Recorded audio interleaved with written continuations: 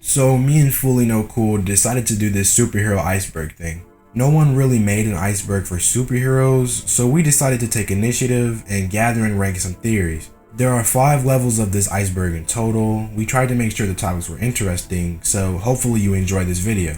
Let's start off with the first level.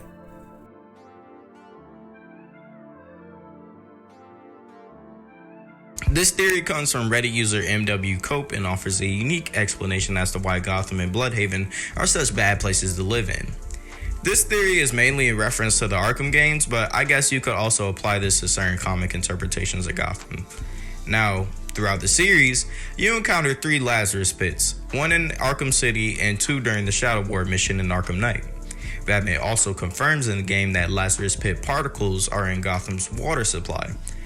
The Lazarus Pit's function is to revive a person with the cost of temporary insanity, and if you played the Arkham games or seen a piece of Batman media in general, you know Batman hits people with artillery and moves that will most likely kill or severely cripple a person in real life.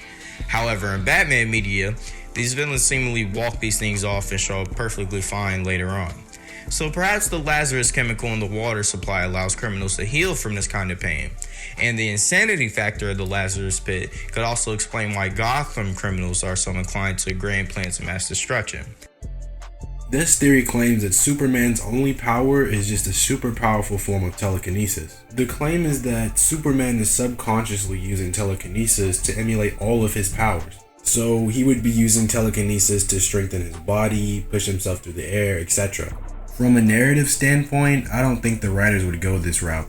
Although I could see an alternate version of Superman functioning under these mechanics, I doubt the mainline version of Clark would ever work this way. Still, it's worth mentioning other members of the Superman family do have telekinetic powers, so perhaps this theory could apply to them.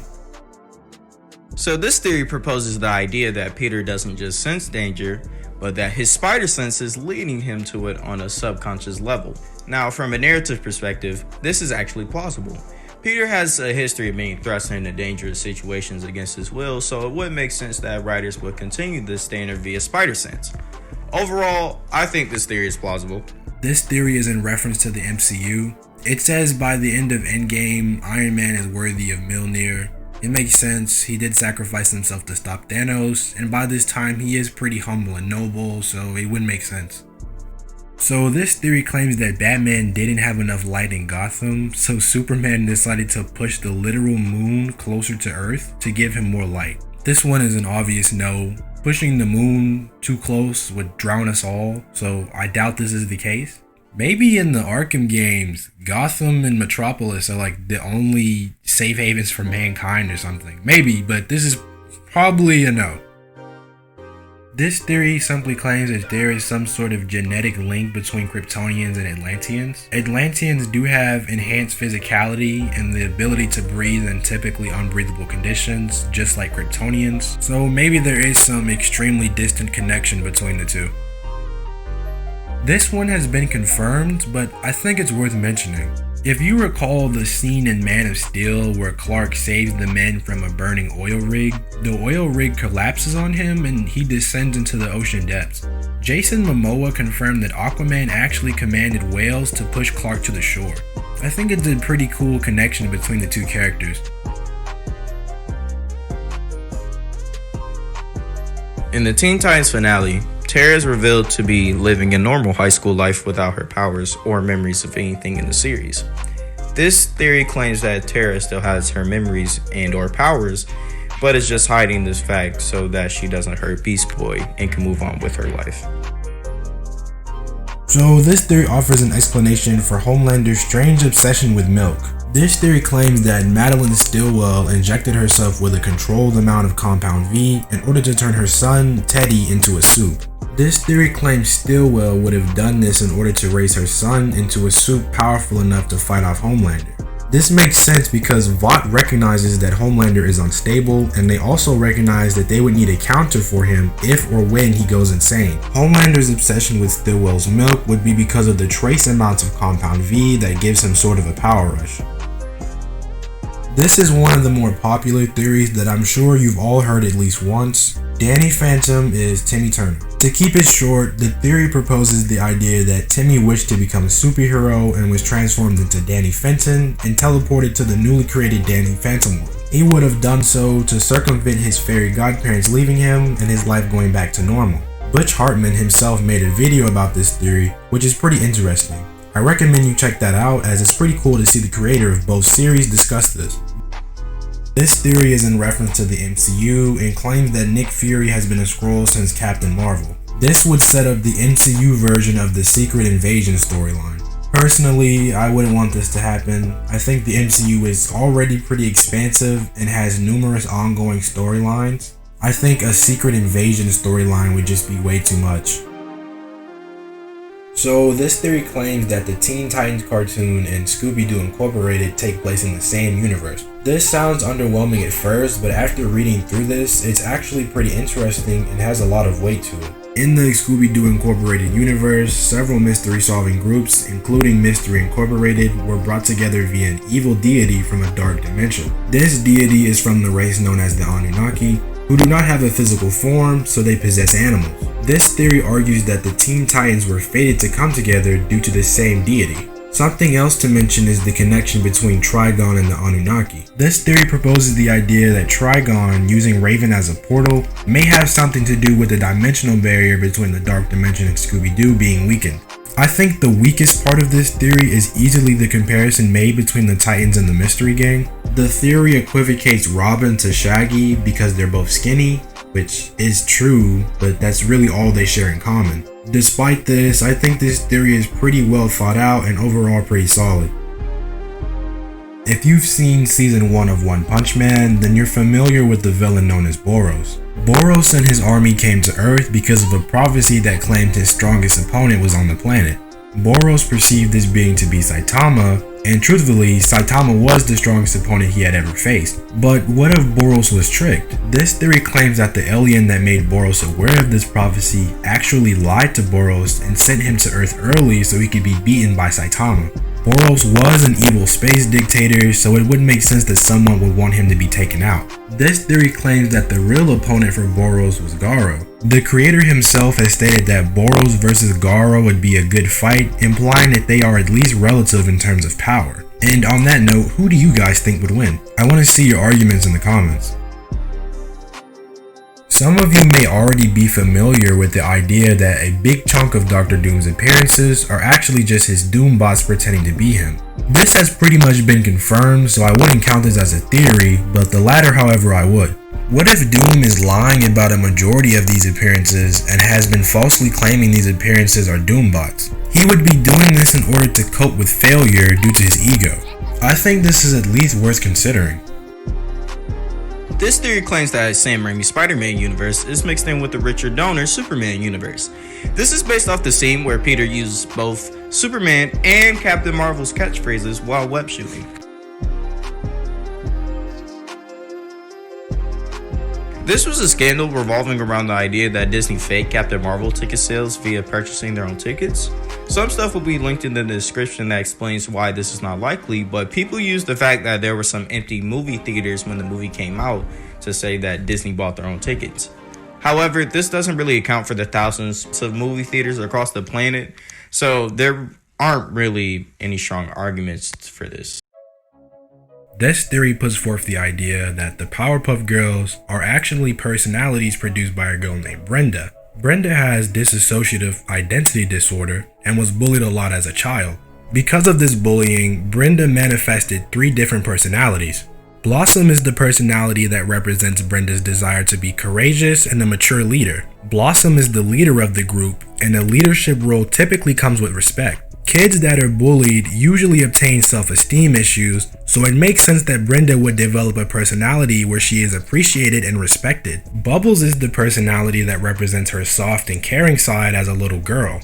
Bubbles is also submissive and shy, which would represent her incentive to hide her personality due to being bullied. Buttercup represents Brenda's pent-up aggression. It represents her thoughts of retaliation against her bullies and the frustration that she's feeling from her feeling of helplessness. This theory also claims that Mojo Jojo is a figmented version of her brother who also bullied her. Overall, the gist of this theory is pretty clear and interesting. I'm still not really a fan of these all in their head type of theories, but I guess this one is pretty cool.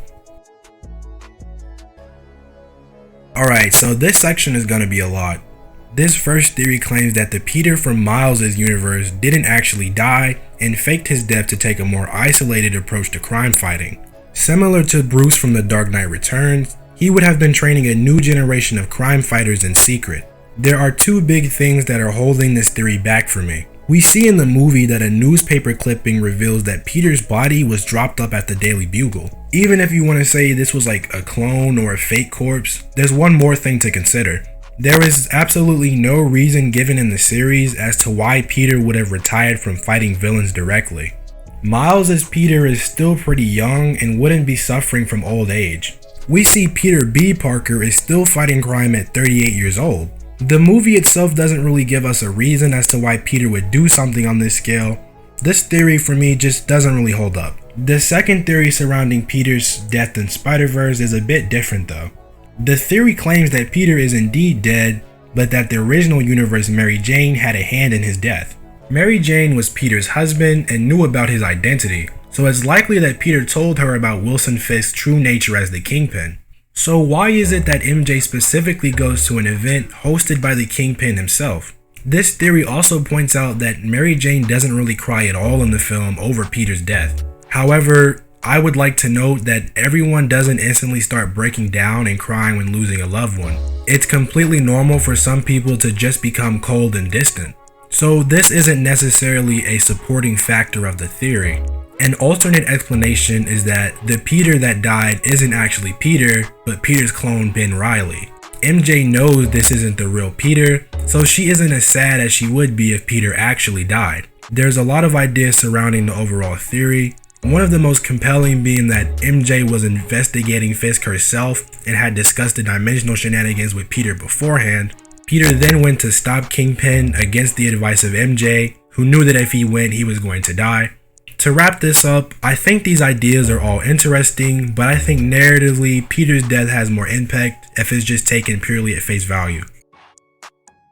Marvel and DC have crossed over before, and this crossover has been referenced in both of their respective universes. A version of the Justice League was shown in Marvel's Black Winter event, and there are plenty of references to each other in both Marvel and DC. This has led some people to believe that the two actually share one big universe. Both Marvel and DC have layers upon layers of convoluted cosmology, so I think them sharing one universe makes sense. The following theory is in reference to the MCU version of Thanos. MCU Thanos is perceived as a dedicated and confident being who completely believes in his plan.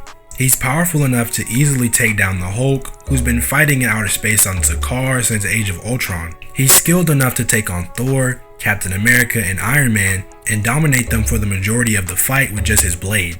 He's also very cunning and influential, with just his name striking fear in people around the universe. So how did Thanos develop this incredible skill set? Well, this theory claims that Thanos is living in his own personal Groundhog Day. Thanos has somehow developed a way to repeat his plan whenever he fails by repeating a specific portion of time. This would explain all the power and skill he's amassed.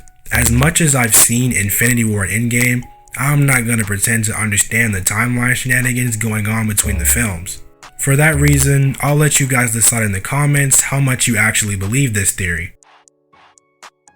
This theory claims that the Omnitrix is slowly killing off Ben via negative genetic mutations. The Omnitrix uses the codon stream, which is a stream with DNA samples from over 1 million aliens. Supposedly, the DNA from the codon stream merges with the wearer's DNA, turning them into the alien that they desire.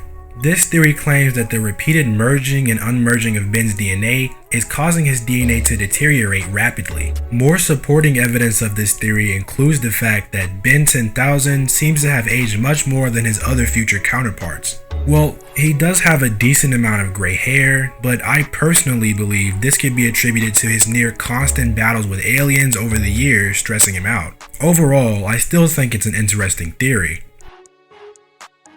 This theory offers an in-series reason as to why mutants haven't been seen so far in the MCU. After Hydra split off from Germany, they stopped Hitler from starting the Holocaust. As a result of this, Magneto never develops his powers and meets Xavier. Mutants would still technically exist, But since there is no school for gifted mutants and therefore no X-Men, mutants would live in secret and separated from each other. The DCEU has already shown an evil Superman twice. We know the upcoming Snyder Cut on HBO Max is supposedly going to go more in depth about the evil Superman timeline that Barry warns Bruce about. It's very possible that we'll see Snyder's side of the DCEU turn into Injustice. Snyder has hinted at the possibility outside the movies as well. The novelization of Batman vs Superman came with an Injustice comic when purchased. Snyder also confirmed that he took inspiration from the Injustice timeline. It seems that this is a very real possibility at the moment.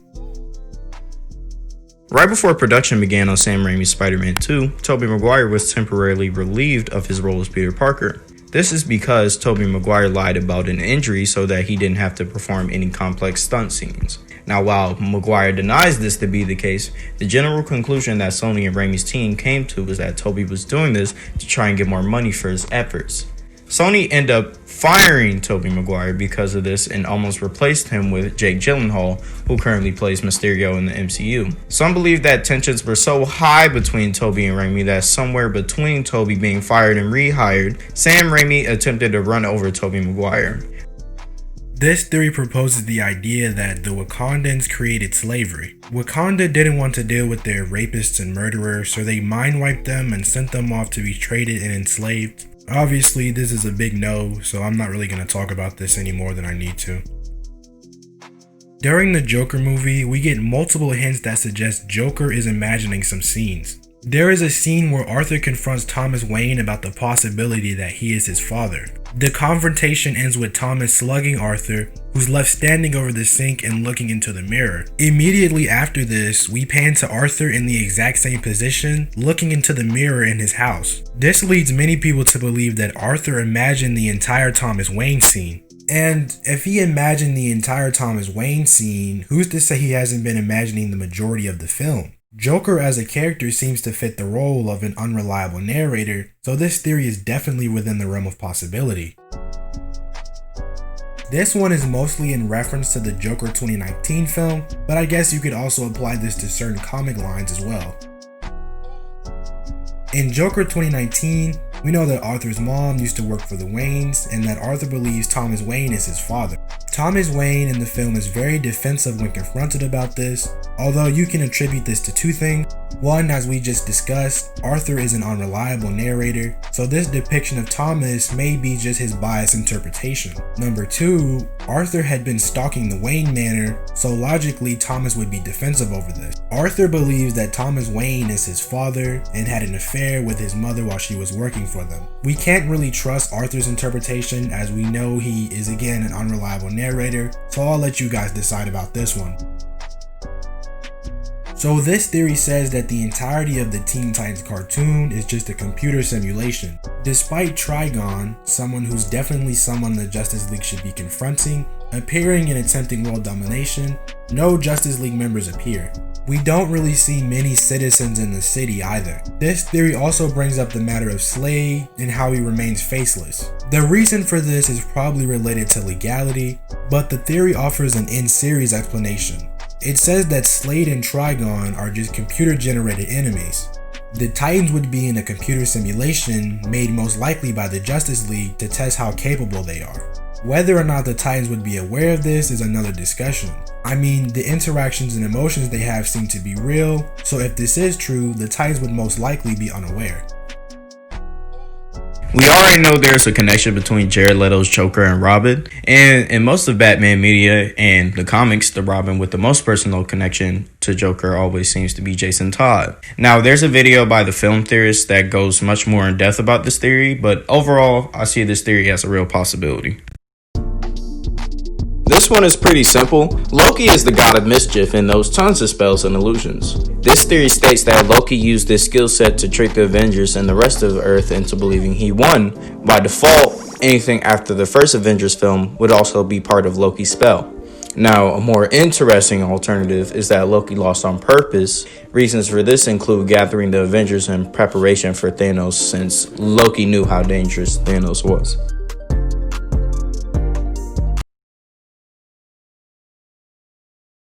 So for the last level, we're just going to be going over one theory. This is just so absurd and kind of funny that I thought I'd just like give it the last spot. This is obviously not true, but I mean, yeah, let's get into it. I'm just going to be reading directly from the wiki entry on fan theories. So, I mean, hopefully, yeah. One of my favorite cartoon is Batman. Watching episodes in adulthood, I still think so. However, I noticed some interesting things and I write this theory. Each character is part of the story of Dick Grayson, a comic Robin. Dick is a rape victim from the rich Bruce. Instead of writing the whole story, I will describe the characters seen in the cartoon and what they really are. Batman/Bruce Wayne. When he was little, he saw the murder of his alcoholic father by gangsters who was owed money. When he became a millionaire, he bought a teenage Dick and sexually assaulted him. He is seen by him as Bat because he wears sodomy costumes. Dick Grayson. Gotham City is the world seen through his eyes. He is a schizophrenic and drug addict. He sees good people as bad. Perhaps that is why his assailant helps. He is 14 years old and has been serving Buck for 4 years as sex toy. Alfred, Bruce's servant and inhuman rapist. Gordon Alphonse, in exchange for bribes, forgets about rape on Dick.